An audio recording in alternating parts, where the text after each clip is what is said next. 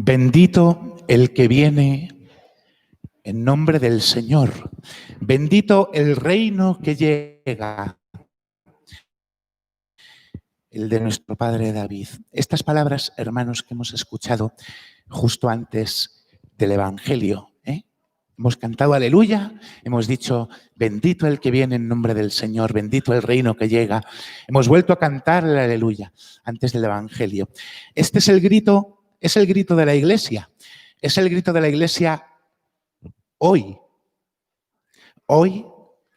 que conmemoramos la solemnidad de Jesús, Rey del universo. Y con esta solemnidad culminamos el año litúrgico. Esto es como la Nochevieja cristiana.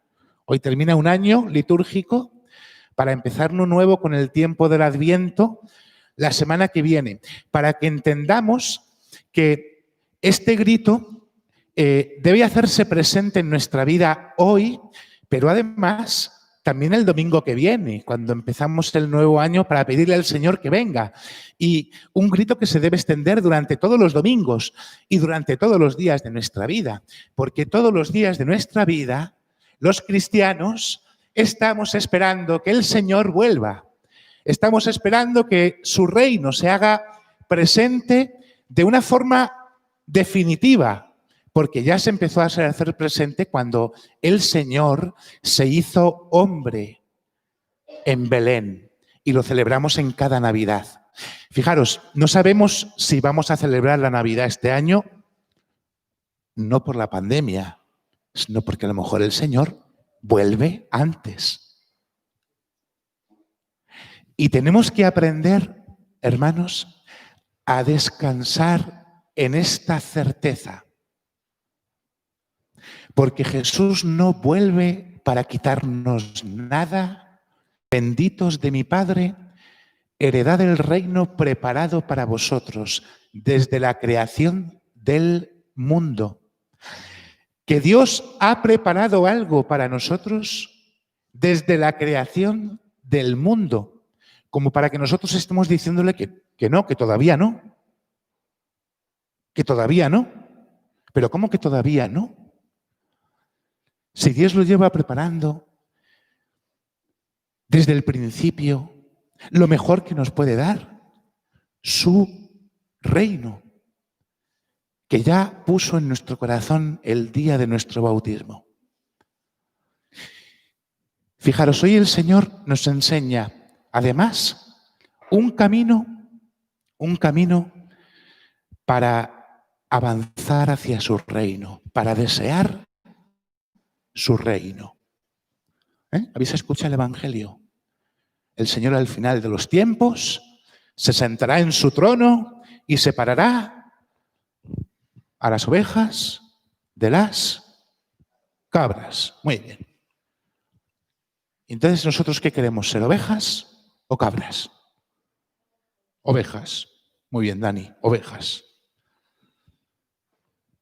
Lo propio de las ovejas, las cabras van a su aire. Van a su aire. Lo propio de las ovejas es ir juntas y saber que tienen en un rebaño y saber que tienen un pastor. Otra cosa es que a veces las ovejas nos pasa que nos perdemos un poco. Y a veces nos caemos o nos hieren, ¿verdad? Fijaros qué bonito el profeta Ezequiel que decía esto del Señor, el pastor, que sale a buscar su rebaño, porque el Señor nos desea y nos quiere y nos busca y nos cura cuando estamos heridos, nos venda las heridas, nos alimenta cuando nos ve que estamos desfalleciendo de hambre. Esto lo hace el pastor bueno que nos ama, porque nos quiere ovejas. Dios no nos quiere cabras, nos quiere ovejas. Y el Señor nos ha señalado un camino para vivir como ovejas. Y decía, tuve hambre y me disteis de comer, ¿verdad? Tuve sed y me disteis de beber. ¿Cuándo te vimos así, Señor? Fijaros, es muy importante entender esto, porque no se trata, hermanos, no se trata de que yo tenga en la vida deseos, aspiraciones, expectativas, y entonces le pido a Dios que las cumpla. Le pido a Dios que las cumpla a cambio de ser buenecitos, de hacer cosas buenas. Hacer cosas buenas está bien, pero los paganos también las hacen. ¿Qué es lo que diferencia a un cristiano? Saber que el bien que se dispone a hacer lo hace buscando a Jesús, a quien ama. Porque Jesús dice, conmigo lo hicisteis cada vez que lo hicisteis con otros. Se trata de tomar conciencia de que es con el Señor con quien yo lo hago. Lo voy a intentar explicar con un ejemplo. Cuando yo estaba en el seminario, iba a empezar mi 5.º curso, en aquella época, hace ya como 12 años, a los que empezábamos 5.º año, nos mandaban una semana a 8 días a un psiquiátrico. ¿Sabéis lo que es un hospital psiquiátrico? Está lleno de enfermos mentales, enfermos que tienen problemas en la mente, en la cabeza, personas que están muy malitas. Y nos mandaban allí una semana para cuidar de los enfermos, para servir a los enfermos. Y entonces un seminarista que había ido el año anterior me dice, si te dan a elegir, elige la unidad 1. Aquello es como una gran ciudad, Es un psiquiátrico que está en Cienpozuelos. Fijaos cómo me iría que me dejaron allí 10 años después. Es como una gran ciudad donde hay como edificios que son unidades. Está psicogeriatría, que es la unidad 8, que es la que son más mayores abuelitos, que están muy malitos. Luego estaba la unidad 1, que era el niño Jesús, con personas muy jóvenes, 30, 40 años, pero con problemas muy grandes en la cabeza, ¿no? Había otra unidad que era la enfermería. Cuando se ponían malos, los llevaban a la enfermería, como cuando nosotros vamos al hospital, ¿verdad? Y entonces, cuando llegamos allí, el prior, el hermano Casimiro, nos enseñó un poco por encima del hospital y nos dijo, bueno, ya mañana, de 2 en 2, vais a ir a las unidades. Yo me había puesto de acuerdo con otro de mi curso para ir juntos y le dije, oye, me han dicho que si nos dan a elegir, elijamos la 1. ¿Tú te animarías? Pues bueno, vale. No sabíamos qué era la unidad 1.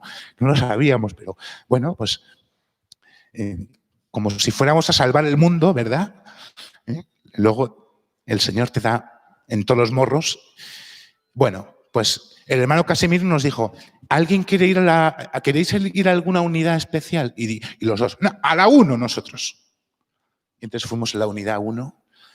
Al día siguiente, a las 6 de la mañana arriba, a las 6:30 misa, laudes, desayuno y a la unidad. Nada más llegar, abrimos la puerta y solamente el olor casi nos derriba. Y entonces, bueno, se estaban levantando, allí la supervisora nos enseñó un poco la unidad, ¿no? Y a media mañana habían preparado una pequeña actividad para que nos presentaran y nos conocieran los enfermos. Entonces estaban allí en una sala, que era donde hacían manualidades, ¿no? Estaban todos de pie, había mesas alrededor, y entonces... Cuando mi compañero empezó a hablar, a presentarse, uno de los enfermos metió la mano por debajo de la mesa y solo con la mano hizo así, ¡pum! Y salió la mesa disparada. Se empezaron a pegar. Bueno, y nosotros estamos allí como petrificados diciendo, ¿dónde nos hemos metido? Luego llegó la hora de comer, porque había que darles de comer. No podían hacer nada, casi nada por sí mismos. Había que levantarles, bañarles, vestirles, darles de comer, todo. A mí me tocó darle de comer a uno que tenía puesto un casco en la cabeza porque se daba golpes a posta en la cabeza. Y le tenía que dar de comer todo pasado por puré, con una cuchara, ¿no? Y este tenía 30 y pocos años. Y entonces le estaba dando de comer. Oye, no me di ni cuenta, pero abrió la mano Me pegué un bofetón en toda la cara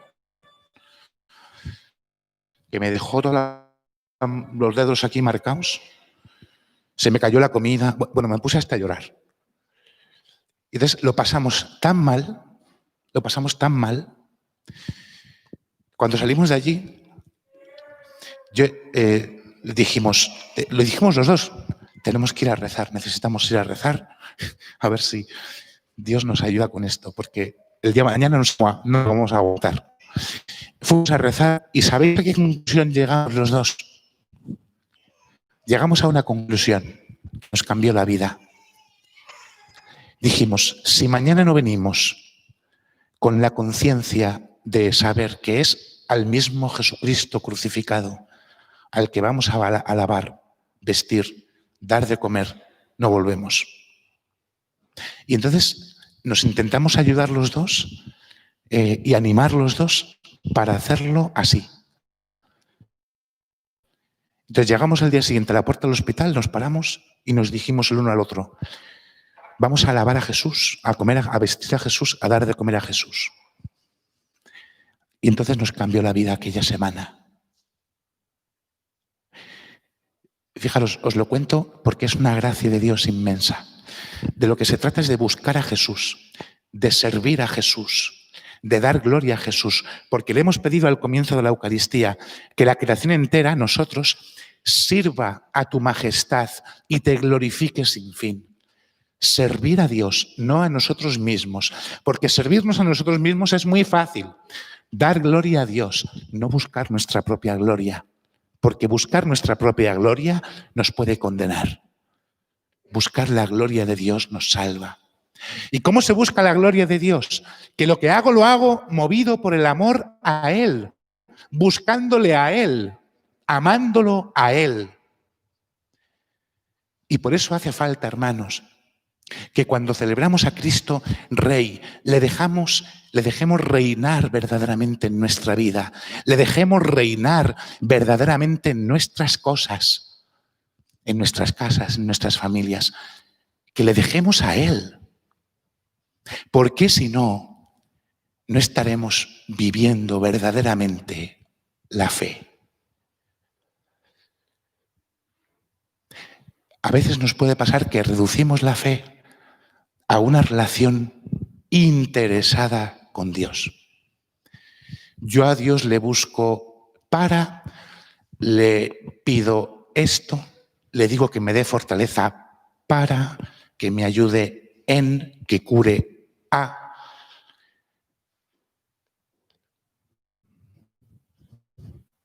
Una relación interesada. Lo importante es mi proyecto personal. Lo importante son mis expectativas. Lo importante es lo que yo quiero. Y cuando no sucede, entonces es que mi fe está más débil, no sé qué pasa, me pongo más lejos. Se trata de que Él reine en mí y de que yo a Él le sirva y le dé gloria, no que busque la mía. Y entonces, si no vivimos así, nos pasará que viviremos creyendo que creemos, pero no creemos. No creemos, porque no terminamos de abandonarnos del todo en la voluntad de Dios. Y porque en el fondo pensaremos que si yo fuera Dios, haría las cosas mejor. Habría menos injusticias y todo estaría fenomenal. Pues hace falta reconocer que hay alguien que ha venido a reinar y que su reino infundido en nuestros corazones es el reino de la justicia, de la paz, de la verdad, de la vida, de la luz, del amor, todo junto. Porque Dios, al mismo tiempo que nos ama, nos ilumina, nos hace justicia, nos muestra el camino de la verdad y nos dice dónde está la vida, que está en Él. En Él. Y por eso, en un día como hoy, podemos mirar a Dios y podemos mirar el cielo y pedirle al Señor que realmente nuestro corazón se abandone en lo que Él quiera, en su voluntad. Y yo, fijaros, cuando uno le pide a Dios esto, que es lo más importante que hay que pedir. A veces Dios te ayuda,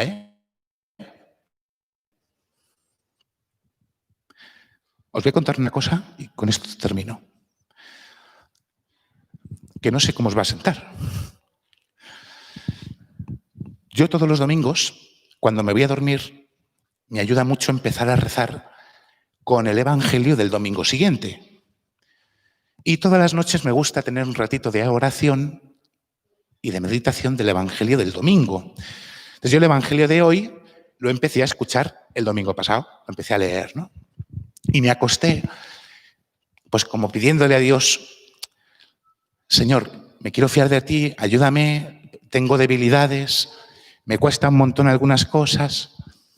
Cuando yo me levanté el lunes por la mañana, tenía un mensaje en el teléfono de un chico de nuestro pueblo que estaba en cuarentena por coronavirus, porque era positivo por COVID, y el mensaje decía, Rafa, necesito confesarme y comulgar, porque llevo 2 semanas sin comulgar. Ya sabes cuál es nuestra situación y entenderé que no quieras venir.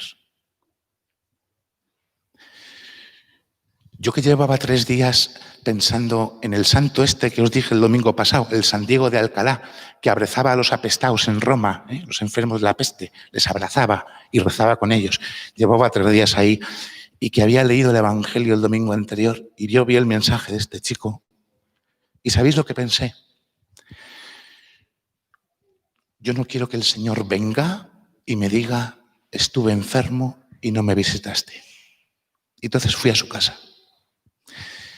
Y fui a su casa, me puse doble mascarilla, guantes, había preparado en el pasillo de casa 2 sillas a 1,5 metros de distancia, le confesé, le di la comunión, me fui y llegué a casa, desinfecté la ropa, me duché, ¿no? Os puedo asegurar que pocas veces ha descansado tanto mi corazón. ¿Y sabéis lo que más me impresionó? Que antes de irme, aquel chico me dijo, muchas gracias porque necesito vivir en gracia de Dios. ¿Os imagináis? Porque como no sabemos cuándo el Señor va a venir, ¿os imagináis que viene el Señor y este chico se muere sin confesarse? O que viene el Señor y me dice a mí, estuve enfermo y no me has visitado.